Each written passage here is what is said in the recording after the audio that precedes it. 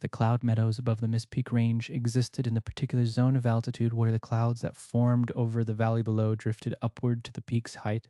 and flattened against the air layer above, creating a terrain of slow moving white that the birds of the upper range moved through like a second landscape laid over the first.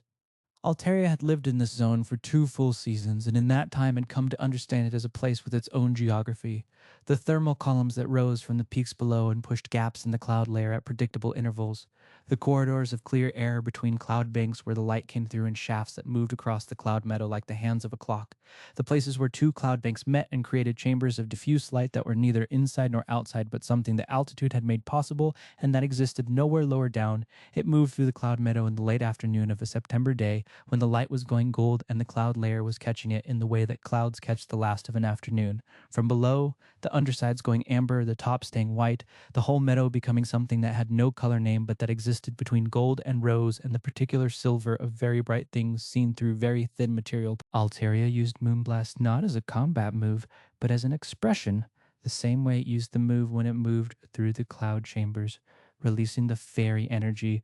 in slow, gentle pulses that left traces in the cloud that lasted for minutes before dissipating, something between a signature and a song. The traces drifted on the cloud currents and mixed with the golden light until the cloud meadow was full of soft silver threads moving through the amber, and Altaria moved through the middle of it with the ease of something that has never been anywhere it was not supposed to be, in a sky that was completely its own, in the hour when the light decides to be everything before it goes.